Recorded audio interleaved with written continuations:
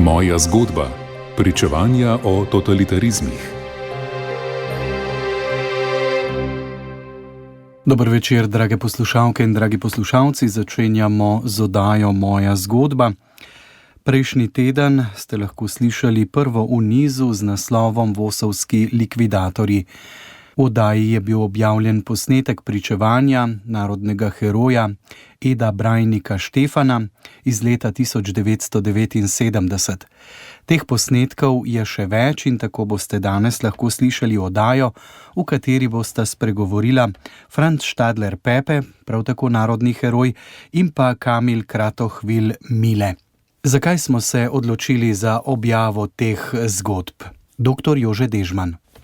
Poglejte, vprašanje ni tako enostavno, kot bi na prvi pogled gledal, da se nekaj mladcev iz Šiške in Dravelj odloči vstopati v ta morilski stroj v Ljubljani in da je to kar tako nekaj. Ne? Na eni strani imajo imena Zvona Runka, Franca Raubarja, Viktorja Aubla, Eda Brajnika, Franca Štadlerja, pa do Lidije Šentjurc. To je se pravi narodni heroji. Najbolj odlikovani pripadniki partizanskega gibanja in na drugi strani so žrtve, se pravi, če govorimo o Fanušu Emerju, Ivu Peršuhu, Fortunatu Majdiču, voditelji Slovenske zaveze, se pravi, tistega dela slovenskega naroda, ki ni bil zato, da se odpor vodi na tak način, kot ga je sprožila komunistična partija, vodilni žrtvi sta Lambert Erlich in Natlačen Bana, ne? In druga stvar, ki nas pa zelo zanima, je, česa se spomnimo, hočemo spomniti in česa se ne spomnimo. Opozorili smo že, da zelo redko srečamo točno povezavo žrtve in storilca.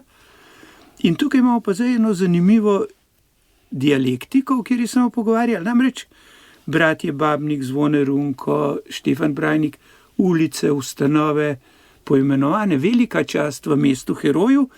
In tukaj bi seveda župan Janković se mogel zamisliti, kako da Franc Štadler Pepe nima ulice.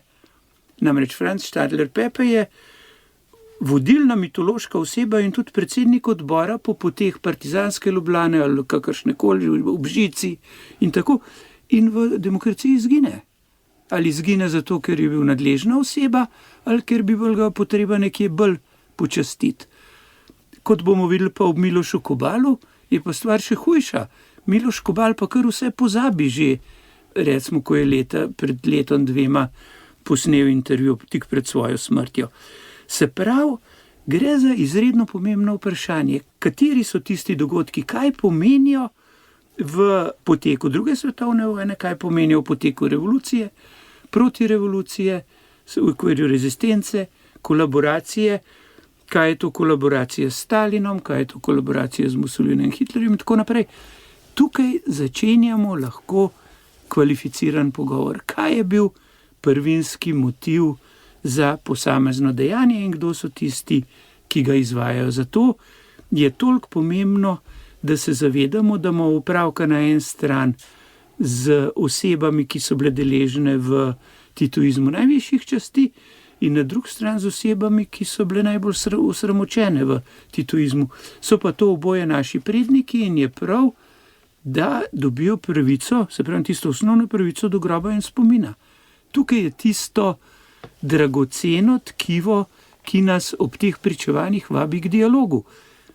Tako kot smo se ob Brajniku vprašali, ali bi Brajnik Janezu Lombergarju povedal to, kar je povedal svoji družbi leta 1979 in tako danes bomo nadaljevali to spraševanje. Kot rečeno, pričevanja so bila posneta leta 1979, pravzaprav imamo veliko srečo, da so se ohranila, kajti veliko gradiva se ni ohranilo in do zdaj niso bili objavljeni. Tako je, in tukaj bomo, da ilustriramo to vzdušje, v katerem se je dogajalo to veliko dramatično lomitev, ali pa tako, kot zdaj imamo razdvojeni narod in tako naprej. In tukaj zdaj vidimo odnos med komunisti, se pravi odnos med današnjim junakom Francem Štadlerjem Pepetom in Zvonetom Runkom. V kratek utrink, ki govori, ki nas uvaja v ta razmerja.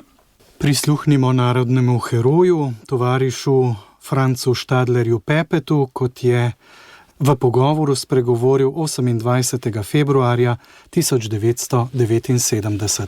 V Zvonetu sem jaz videl borca, ki je bil pripravljen iti na vsako akcijo. Ob njem kot takem sem se jaz učil in bil tudi sam tak pozneje, ko sem prevzel druge grupe in vodil druge akcije. Želel sem, da najprej kot odgovoren ali pa kot vodiln moram prvi dati vzgled, potem pa lahko zahtevam od drugih, da izvršujejo zadane naloge akcije.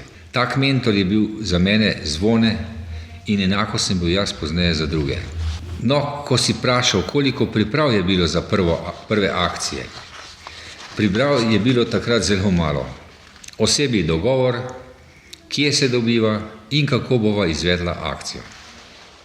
Vprašanja, kdo bo streljal, jaz ali on, nisva postavljala. Odvisno je bilo od trenutne situacije, ker skoraj nikoli ni bila situacija takšna, kot sva jo predvidevala ali izdelala načrt. Prilagodila sva se situaciji, ki je nastala v teku akcije. Zaremca Tinveta, na primer, ni bila izvešena, sva se našla na dogovorjenem kraju sama z Zvonetom. Če je on angažiral še koga v zaščiti, ne vem. Pri Krabicu, Gestapovcu, vem zagotovo, da ni, da sva bila sama. Pri vseh drugih akcijah in poskusih pa je bilo nekaj borcev angažiranih v zaščiti. Oprezali so, če bi nam pretila nevarnost pred ali med samo akcijo, nas pravočasno opozorili ali pa celo preprečili aretacijo našega borca na akciji. To je bila vloga, delo zaščite. Tako Franc Štadler Pepe v pogovoru leta 1979. Doktor Jože Dežman, kaj pa naprej? No, naprej bomo pa z dvema utrinkoma, spominskima utrinkoma našega pričevalca predstavili pravzaprav bolj ambicije, dokam bi lahko to delovanje komunistične politične policije seglo. V prvem utrinku nam pripoveduje, kako so že na enem mačku nesrečnem skušali razviti zastrupljevanje, kako bi z strupom uničevali svoje žrtve.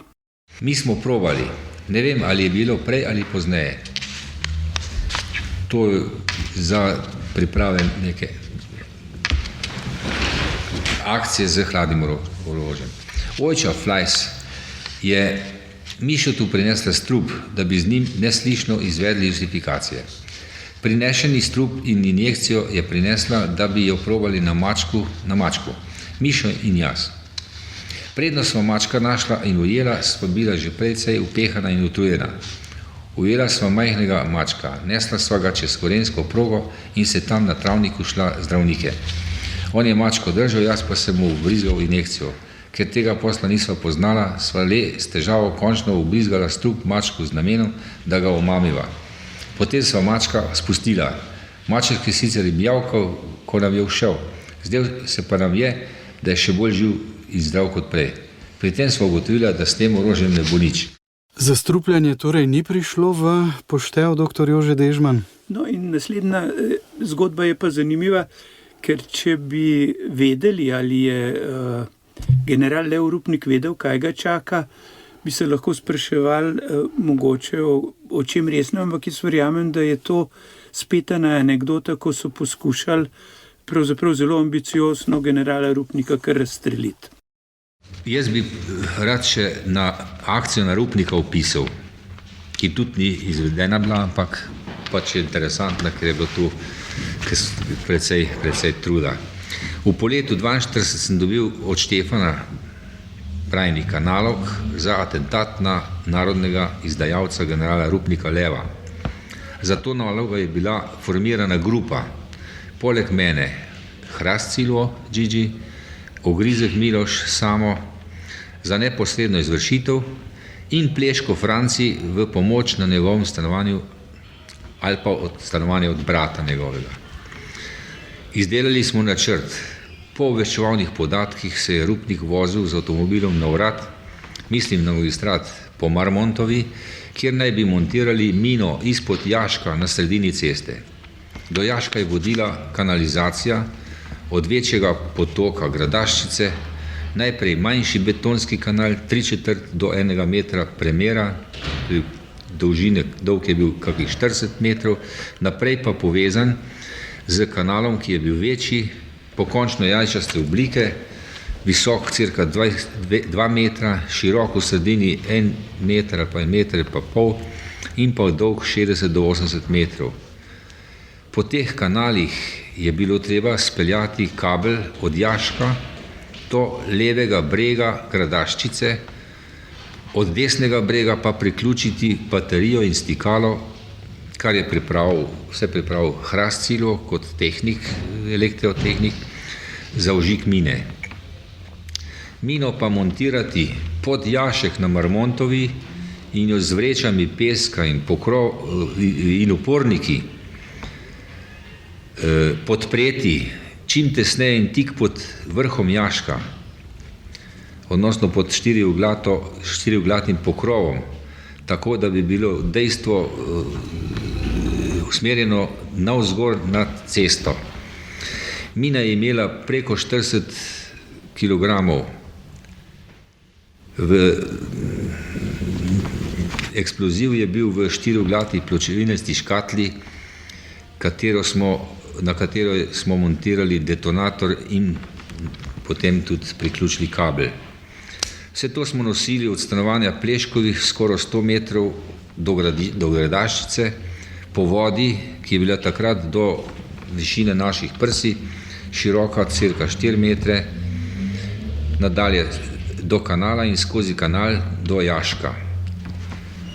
To je bilo izvrševano z izrednimi napori. Jašek, samo 1 meter visok, drugi večji, drsal od fekali.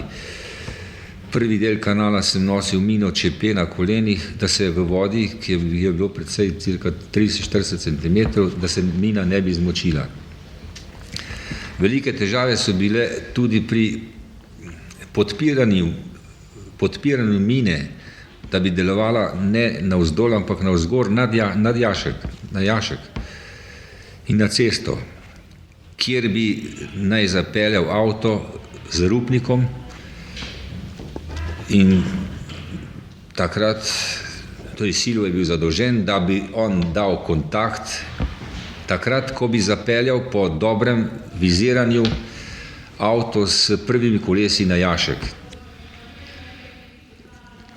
Celo voziček na 4 kolesih, mali voziček, je bil postavljen na eno stran ceste, tako da bi v avto vozil po sredini Marmontove ceste, ker je bil ta jašek na sredi, in ker bi se avto moral umakniti smo vozičku proti sredini, bi točno, verjetno, ko smo nekako merili in ogledovali si to, peljal točno preko tega jaška, kjer je bila pripravljena mina. Vse je bilo izdelano, idealno pripravljeno. Delali smo vsi 3 noči goli v blatu in prepihu v kanalu. Neka ženska iz bližnjega okna enkrat vpila proti nam, da jih bomo vse pokradili in nas zmerila, ker je mislila, da krademo na njeni njivi. No, k sreči ni bilo takrat v bližini nobene patrole. Vendar smo slišali neke korake in oboroženi smo bili s pištolami, smo tudi v strelce se ob nagibu tam ob bregu Gradaščice smo čakali, ker smo računali, da pride patrola, korake smo nekaj slišali in smo računali, da je patrola in seveda bi se morali z njo spopasti, če bi nas opazili. No, pa tiste patrole, tiste koraki so potem nekje v eno drugo smer šli. Bilo je to ponoč, zato je bilo tudi nekako lažje delati, samo po policijski uri. No, ko je bilo vse pripravljeno, je bila prvi dan megla. Ko smo čakali pripravljeni, da aktiviramo mino, čakali smo še, mislim, 2 ali 3, pa smo zvedeli, da je rupnik zbolel in da zato ni vozil po tej cesti Marmontovi v svoj urad. Je pa tudi pozneje centralni komitej preprečil akcijo, češ da bi ob eksploziji lahko nastradal kakšen naš človek ali pa bil ubit in bi politično to ne odjeknilo dobro. S tem smo tudi mi od tistega, nismo potem več čakali, da bi kasneje, ko bi Rupnik zdravil, da bi izvedli to akcijo. Tako Franc Štadler Pepe, narodni heroj. No, zanimivo se mi je zdelo, da smo zdaj slišali, kako ga je pravzaprav skrbelo, kako bo to odjeknilo v javnosti, ampak zdaj bomo prisluhnili drugemu današnjemu pričevalcu, to je prav tako vosovski morilec Kamil Kratochvil Mile. Kar nekajkrat se je pa zgodilo, ne, recimo to bomo slišali tudi v tem pričevanju, da niso ustrelili pravega. No, in jih potem to ni skrbelo. Ne, tukaj pravzaprav bi lahko rekli, da je tukaj šlo tako daleč, kot imamo primer po vojni, ko znanega puklastega Miha mu dajo pištolo v sobo, naj se ustreli šele potem, ko je to škodilo ugledu službe. Ampak Kratochvil je saj dvakrat ustrelil napačno osebo, in tukaj vidimo en odnos do takega dejanja. Prisluhnimo. No, pol smo imeli pripravo za tega, ki me je Seka pokazala, veš, ko smo pred magistratom tam pri samcu enega ustrelil, se spomniš ti? Cesarja bi mogel. No, cesarja bi mogel, Pa ste enega v Stašah srečali. Tako, to. No, to je tisto. To je bila takrat akcija. Takrat je pa bila, Pepe nas je dobil, in sicer smo se dobili takrat s Pepetom, veš, ki je zdaj nad Belvijem gor, nad hotelom Belvij smo sedeli. In je Pepe nam rekel, da moramo to, Seko je zadolžil Brezarstano, da mi ga je pokazala, in sicer smo šli, on je zmeri hodil z enim takim zelenim klobukom, tegale stolnice, sedanje, mim stolnice, pa je še kaj naravno dol proti Starem trgu, pri Križ-Pereši, no, in tam smo šli v tole gostilno, ali Kolovrat, ali pa tam tena gostilna je, ne zdaj Kolovrat. No, in od tam ven ga je meni Seka pokazala. Tako da jaz ga direktno, tako da bi rekel, ampas, ga nisem videl, ampak ga je pokazala, evo. No, bil je pa tam, se pravim, jaz sem bil, Urška je bila, Urška je morala čuvati tam zad avto, potem je bil še eden z avtomobilom na stran, čez tam, ki je zdaj ta zlata ladica, tam nekje, no, to za nekdo je tam not, no, in tisti, ki je bil stanoval, Enkrat z Urško skupaj se dolžal. Čakaj, en, ki je stanoval v tele Študentski ulici, ne, je bil Korjača, kako je bil. No, tisti je bil. So tisti v takrat te akcije trajali, No, in takrat smo pa mi na to akcijo šli, Mi dva sva, pitim to skupaj, sva se, takrat, ko smo videli, da on gre, prosim, lihen tak je bil zdaj. Kako? Lihen tak je bil, visok, mal plešev, in takrat pa klobuka ni imel. Sam oba sva bila prepričana, da je to tisto. In jaz sem ga ustrelil tle noter, na precej daleč, trenutno umaknil, sem ga točno v glavo, da je kar razdignil. So bili tisti prehodi? Ja, trgovina samske bila. In ta je pa skočil. Potem ga je ta iz Študentovske ulice je za njim skočil, k njemu skočil in mu je še dva šel za avto in kam. Pa smo pa mi bežali od samca dol proti zavodu, tam, ki je zdaj tale gostilna, Mačka, pri Mačku. No, in tam je pa čakala Urška.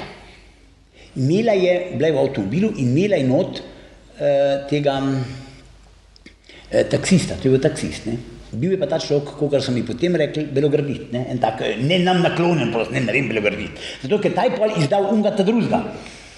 Mi smo preleteli in ta je not skočil iz ulice in je zaupal, Madonna Mila, jaz sem ranen. In dejansko on je dobil tle čez, je dobil sam tak štrajfus, to, da krvavuje, Mi tisti not planamo in avto je že pekel, da se je za njim mogel leteti, da kar nogam vrgel noter zadnji, razumeš? In pa smo že tam dot, ki je zdaj Oska, ki je zdaj antikvariat bil, veš tisti, Osko, ne preko mosta, ampak za mostom istim usporedno z Ljubljancem in Italijani so pa streljali za nam, z druge strani, so pa nekdo videl, sam jaz vem, meni se zdi, da je bil to Avsec, tisti, prosim, če ne gre, tisti Avsec, ki je bil en velik, ki je bil v Novem mestu potem, pri nas tudi. Ne, v Nostru. V Mariboru, Avsec, Bine Mesec, kako ima ime. Velik. Meni se, da je tisti prevod, da je takrat on slučajno tam prišel in da je videl, da so Italijani streljali na nas, ne? Ni pa vedel, da na nas streljali, ampak streljali so na nas, so njih bežali, ne? No, in takrat je nekdo zinil, zdaj ne vem kdo, lega hodice te une pa tudi pobrisejo, ne? Na un stran. Če ni, viš, kjer je bila kravozorka bila. Točno, kravozorka je bila, je pa un avto držala. Kravozorka, so rekli, ne? No, in mi smo bolj pelali za vodo, pa tle po Rjavčevi gor, pa mim tle po sedani Prešernovi, ne? In gor smo zavili na Celovško, pri Unionu smo zavili not in pred na prva ulica, tam, ki je v Grizek Miloš trval, no? Ne vem, ko se je imenovala. Jesenkovo, v Jesenkovo ulico, tam je Urša plačala temu Kristusu nekaj lir, tam mila, jaz sem pa tega reveža, ki je bil zgled, taj bil v stran, ker je res krv, ne? Zdaj ni bil hudga tako. Kaj človek naredi? In veš, kam sem ga pelil? Sem ga pelil, sva šla čez celo Šiško, ne? Čez Titovo in v Bolgarsko ulico. Bolgarsko ulico, to je zadnja tovarna Zmaj, ker mu mojemu sošolcu Maur Dušanu. On je bil sicer pol poznej mobiliziran, on je profesor zgodovine, zelo v redu človek, sam bil pol mobiliziran v tole Dombrance. To je pol en tak, revešen. Samo moj sošolc bil, mene mu strašno rad, sem študirala prej. No in njegova sestra je bila pa aktivistka, ne? In ta je potem obvezala tega iz te ulice študentske, ona ga je obvezala, dezinficiramo, jaz sem pa kolo vzel od nje in sem se pelil v študentovsko ulico, zdaj sem bilo to žena ali mata ali kaj se vem, temi ženski, in sem vzel novo frišno obleko, ker ta je bila krvava. No? In sem tisto obleko mu pripelil, no in on je bo pa že vse prišel in tako naprej in je bilo v redu. Ne? Tako da ta akcija se je odračila uspešno, sam pol nam je pa v polni Pepe povedal, to pa nekaj nismo tega dobili pred namo. Tle nekaj smo se dobili in je Pepe rekel, da smo enega družbo ustrelili. Jaz sem rekel, je njegov gospod, smo se ustrelili, ne? Kako? Jaz sem, veš kaj, krivo je bilo to, vsekakor je bilo to krivo, zdaj prosim, jaz vem, krivo je to, da mi njega nismo videli, da mi je to tako pokazal, da jaz videl obraz. Sam smo ga videli, ki je pasiral gostilno, tamle, no, čez cesto smo ga videli, no? Ja, Sokol ali kaj je, no? No, ta akcija je ta. Tako Kamil Kratohvil, Mile. Ustrelili so napačnega in nekega obžalovanja ni bilo zaslišati leta 1979. Doktor Jože Dežman, mogoče kratek komentar. No, jaz bi rekel, dajmo poskušati razumeti dogajanje, ne? Ampak dejstvo je, to sodi v tisti kontekst, ko opažamo pogoste umore zakonskih parov in ko je nekako dobi človek občutek, da so ob možu za dobro mero ustrelili še ženo, naprimer. Ne? To jaz mislim, da sodi v to mero padca cene življenja. Ne? Zdaj pa tukaj v naslednji pripovedi, ko se pa vračamo k Štadlerju, ne? Bomo pa videli primer, on prav gestapovca Krabica, ne? Kjer Zvone Turunkov umor ni uspel, ampak pravijo, no, takrat ni bil umorjen, je pa bil potem na smrt obsojen in dejansko Jožefa Krabico, rojenega 1884, najdemo med na smrt obsojenimi in usmrčenimi po drugi svetovni vojni in sicer 26. decembra 1948. To gre pa zdaj za tisto vprašanje, zakaj bi človeka se prav najprej streljali, potem čez 3 leta po vojni obsodili, a ga prej niso v roke dobili, gre za razmeroma starega človeka, ali je bil mogoče že prej v kakšnih obveščevalnih in protiobveščevalnih kombinacijah, prej ga na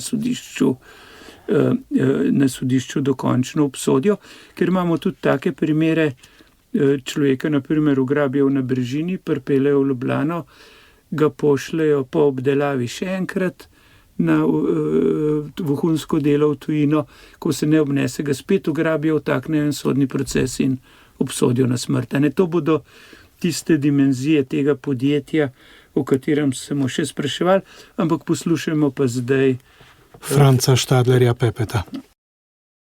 Nadalje sem bil prisoten pri akciji na justifikacijo gestapovca Krabico, tedanja Dunajska cesta, sedaj Titova cesta, to je v njegovem stanovanju. Zvone je dobil verjetno nalog za izvedbo justifikacije nad tem izdajalcem od Rauberja ali od Aubel Viktorja. To ne vem. Mene je angažiral Zvone. O izvedbi akcije sva se dogovorila sama. Načrt je bil tak, da Zvone gre v stanovanje. Jaz pa sem bil v veži na straži v pritličju in zakritje umika. Po pripovedovanju Zvoneta po akciji je Zvone streljal, še ko je bil Krabica v posteli, vendar slabo. Tako da je dobil le, tako kot smo takrat se izražali, štrajfšus. Gestapovec se je napravil kot mrtev, Zvone je bil prepričan, da je dobro zadev, vendar je naslednji dan, smo zvedeli naslednji dan, da ni bil smrtno ranjen. No, Krabica je bil zaradi izdajstva po vojni obsojen na smrt.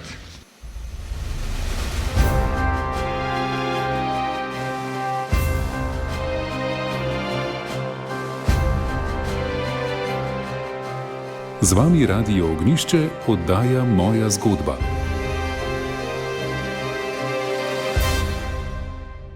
Slišali smo Franca Štadlerja Pepeta, narodnega heroja, pričevanje iz februarja 1979 na arhivskih posnetkih, ko so nekako beležili spomine nekdanji člani varnostno-obveščevalne službe. Dr. Jože Dežman, kaj pa naslednji umor? No, to je pa spet Štadler kot priča. On napiše 18. januarja 1942, govori pa o Francu Ceglarju, po njegovem italijanskem konfidentu, ampak če pogledamo Damjanovo Hančičevo raziskavo, je pa datum smrti 18. april 1942. Tako da tukaj bodo nadaljne raziskave potrebne, sam opis umora pa ne potrebuje komentarja. Prisluhnimo. 18. januarja 1942 justificiran Ceglar Franc, italijanski konfident, izdal skladišče na Vrhniki in organizacijo v tej zvezi. Da bi še več zvedel o tem, je voz organizirala sestanek med njim in menoj. Peljal naj bi ga na dogovorjeno mesto in povezal s partizani. Verjel je in je prišel, da bo šel na zvezo s partizani. Nalog je dal Rauber Franc. Sodelovala sva Božič Brane in jaz. Imel sem nalogo, da ga čakam v Šiški pred staro cerkvijo ob določeni uri. Tu sva se dobila in govorila. Ko je prišel Brane, sem ga predstavil kot našega. Brane se je priključil. Jaz sem vodil Ceglarja po načrtu od cerkve po poti pod Belvijem pravzaprav, ob spodnjem zidu.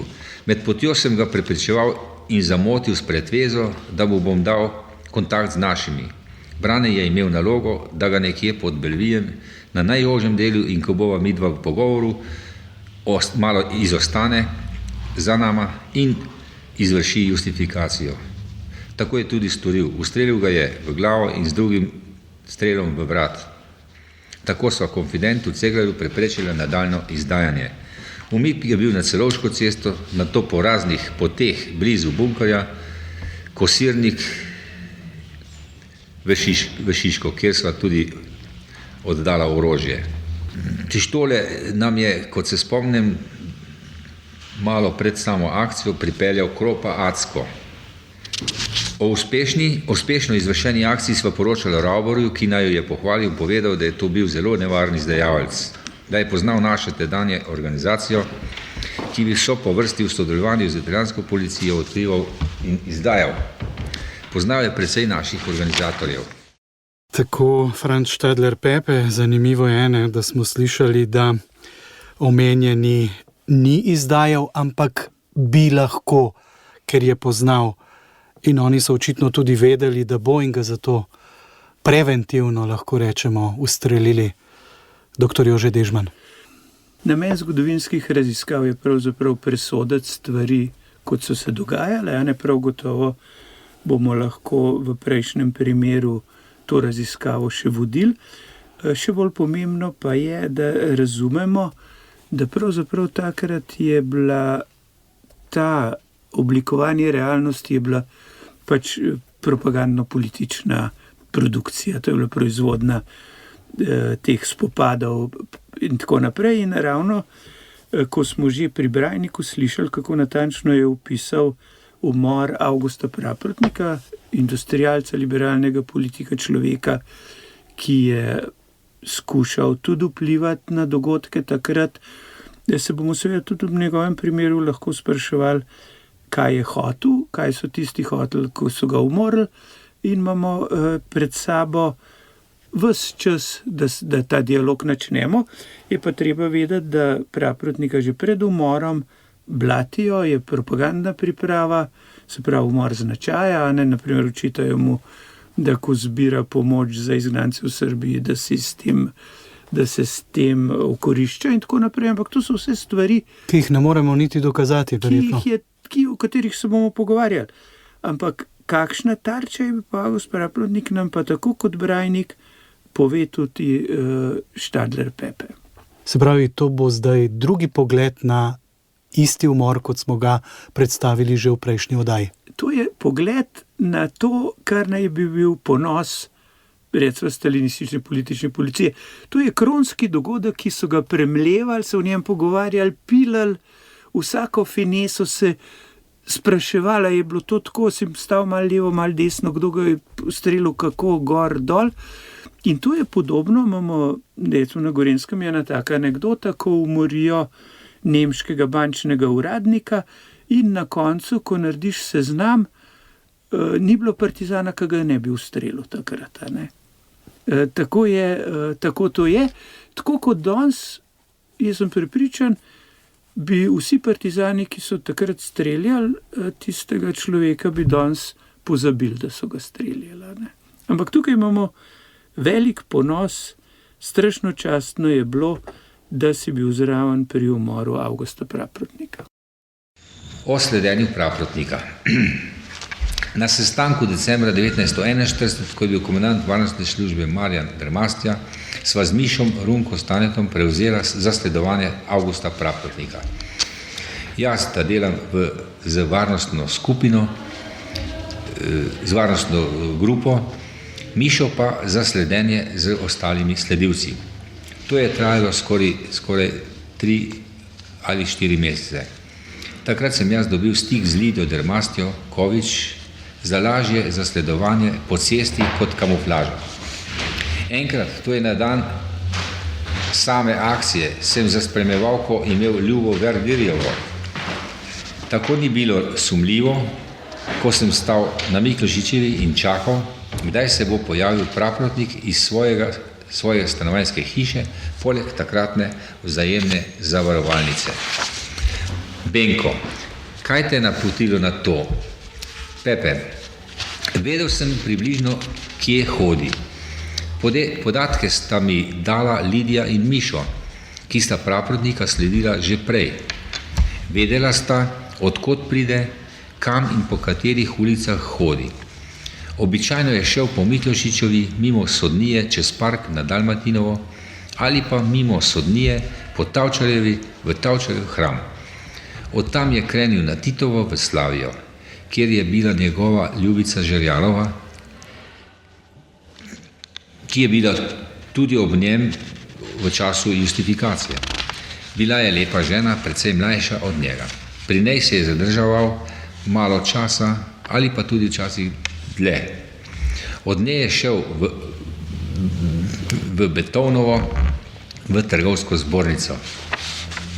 Hodil je tudi na Golovec in od tu v gostilno Kregar na Hradeckega cesto. O tem bo več vedel Mišo, ki je tudi sledil Praprotnika. Vem pa, da je druga grupa, ki ga je tam sledila, obvestila, da ga je zasledila na Hradeckega. Ker je Praprotnik hodil vedno po istih poteh, sem ga navadno sledil tako, da sem bil pred njim. Tako sem ga pred Sodnijo, kjer sem čakal, spoznal že na 300 metrov oddaljenosti. Imel je značilen okrogel bel obraz, eleganten klobuk in palico. Ker sem ga spoznal tudi v večji oddaljenosti, sem hodil pretežno pred njim. Načrt. Grupa za justifikacijo je čakala na Dalmatinovi velikokrat. Obveščal sem jih in sicer o tem, kdaj prihaja praprotnik. Po justifikaciji, ki bi se izvršila na Dalmatinovi, bi se umaknili varnostniki skozi prehodna dvoriščna vrata na Tavčarjevo ulico. Tam je bila pripravljena tudi lestev. Sicer to na dvorišču, kjer je bil neki zid, visok, cirka 2 metra. Avto za umik je čakal na Tavčarjevi ulici s šoferjem Pangrc Ludvikom, tako da bi bil umik zelo, zelo varen. Sledenje praprotnika je trajalo 4 mesece. Runko Mišo in Lidija Kovič sta sledila že prej. Sam pa sem v to akcijo bil vključen 1,5 meseca do 2 mesecev pozneje. Akcijo sledenja smo večkrat kombinirali, vršili zamenjavo ljudi po dogovoru. Grupa za justifikacijo je bila v pripravljenosti na Dalmatinovi večkrat v stanovanju v Prekličju. Na dan justifikacije je grupa čakala mojega obvestila, da prihaja praprotnik in od kje. Jaz nisem vedel, ko sem čakal na vogalu Dalmatinova, Cigaletova in Parka, kje bo šel. Ali po zamišljenem in pripravljenem načrtu čez park na Dalmatinovo. Za to pot je bil načrt pripravljen. Praprotnik tokrat ni šel od vogala Miklošičeve Tavčarjeve pri sodišču čez park na Dalmatinovo. Krenil je iz Miklošičeve pri sodišču na Tavčarjevo mimo sodišča, ne čez park. Proti sedanji Titovi, takratni Dunajski cesti. Od vogala Dalmatinove sem se jaz pomaknil pod Cigaletovi ob parku proti Tavčarjevi, tako sem ujel njegovo pot na Tavčarjevo. Tu mi je izginil in nisem vedel kam. Vsekakor sem predvideval, da je to v Tavčarjevi v smeri Tirševe moral nekje zaviti na levo v nek lokal. To sem sporočil grupi Štefanu, Zvonetu in Babniku na Dalmatinovo v ilegalno stanovanje, kjer so čakali mojega obvestila. Kje je sedaj praprotnik? Šel sem nazaj in čakal na drugi strani. Na drugi strani je že tudi čakal šofer Ludvik Pangrc z avtom. Sam sem šel iz Tavčarjeve na Dunajsko v prepričanju, da ne more iti drugje. Za vsak slučaj, če le ne bi šel v Tavčarjev hram, sem se pomaknil nazaj. Nisem pa vedel, kako se bodo odločili.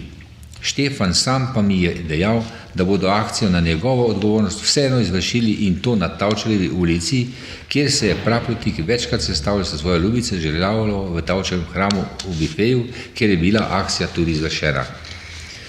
Justificirani praprotnik je bil na mestu mrtev, Željavlova pa ranjena. Tako Franc Štadler Pepe, slišali smo pričevanje. O tej akciji je v prejšnji oddaji govoril tudi Edo Brajnik Štefan. Dr. Jože Dežman, rekli ste pravzaprav, da je bil to brušeni biser udarne pesti varnostno-obveščevalne službe Osvobodilne fronte. Spominski brušeni biser, ne?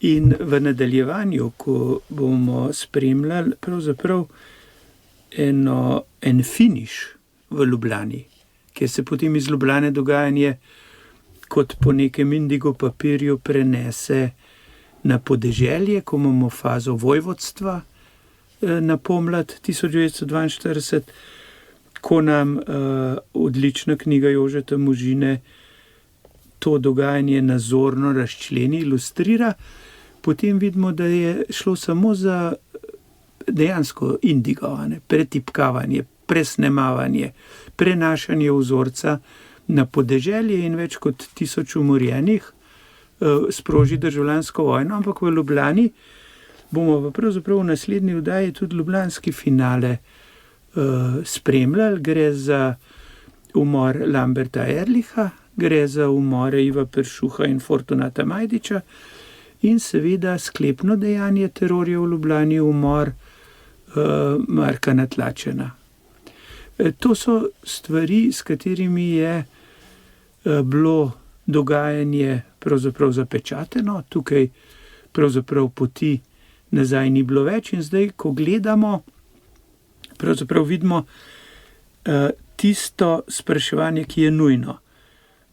Ko imamo dan upora proti okupatorju, 27. aprila, ko dogodka ni, ko imamo povsem pozabljen dan ustaje slovenskega naroda pri okupatorju, ko komunist Miha Novak obstreli orožnika nekdanjega Franca Žnidaršiča, se pravi, ko se strel Slovence na Slovence razglasi za ustajo proti okupatorju, ko prihajamo pa ob teh iskanjih vzorca, ki pelje potem naprej, pa vidimo, da kljub vsemu je temeljni cilj tega slovenskega stalinizma je domači prevrat, da dejansko lahko govorimo o tem, da okupator ni glavni cilj, in če je prvi strel 22. julija 41, če je ta uvod v umor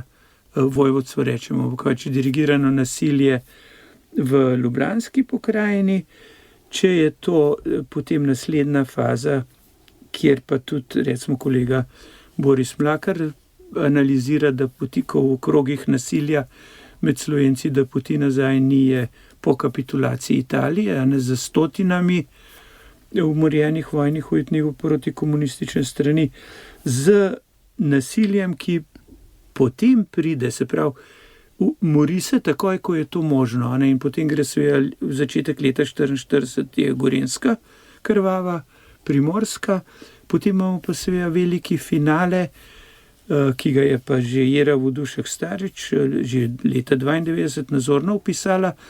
Končni cilji državljanske vojne se dosegajo s finalno državljansko vojno novih komunističnih oblasti proti svojemu narodu pomladi 1942 in naprej. Vsaj do leta 1950 je to državljanska vojna z več kot 15.000 umorjenimi, z več kot recimo 70-80 tisoč ljudmi aretiranimi, v zaprtih, poslanih na suženjsko delo in tako naprej, več kot 20, 30, 40 tisoč beguncev in tako naprej. Tukaj preprosto je arhetip, ljubljanski arhetip, ki potem zajame Slovenijo. Imamo pa srečo, da smo te posnetke dobili. Nastali so leta 1979 v današnji oddaji. Drage poslušalke in dragi poslušalci, ste slišali pričevanji vosovskih morilcev Franca Štadlerja Pepeta, ki je tudi narodni heroj, in pa Kamila Kratohvila Mileta, in tudi v prihodnji oddaji dr. Jože Dežman bosta nastopila prav ona dva. Tako je. Pravzaprav je tukaj, jaz bi rekel, ena zelo zanimiva primerjava, imamo eno imenitno analizo Eichmann pred Jeruzalemom, on njega leta 60 izraelska policija ali pa tajna služba ugrabi v Argentini, pripelje na sojenje, in zdaj imamo eno imenitno analizo, da to, kar je Adolf Eichmann govoril, da se razumemo, eden od največjih zločincev, krivcev za holokaust, kar je govoril v Izraelu, je bila njegova igra, da ga je Hannah Arendt označila za pisarniškega zločinca. Ne, on in njegova druščina se je v Argentini snemala tam okrog leta 57 in ti posnetki so ostali, in tam pa vidimo realnega Eichmanna, fanatika, ki verjame, da je rasna vojna nujna, da te ne bo konc, dokler zmagovita rasa ne zmaga, da je bilo uničevanje Judov najbolj normalna zadeva na tem svetu, in potem pride celo do spora, ker tista njegova družba je hotela dokazati, da je holokausta ni. On je pa za vsako silo 6 milijonov umorjenih Judov videl kot, če so spet tukaj s primerjavo, kot nebrušeni diamant, kot svoj največji izdelek. Ampak potem, ko je pa na sojenju, pa seveda to začne takoj zanikati. Tukaj jaz mislim, da so ti posnetki iz leta 1979 so tisto odkrito srčno stanje, ki kaže stanje duha takrat, in je to stanje duha se še danes z negiranjem, molkom in pa tudi s potikanjem nad tem domnevnim odkrivanjem česa, kar naj se ne bi odkrivali, je zelo podobno. No? Tukaj si ni dosti razlike. Hvala lepa, dr. Jože Dežman, za nocoj in lep pozdrav do prihodnjič. Lahko noč.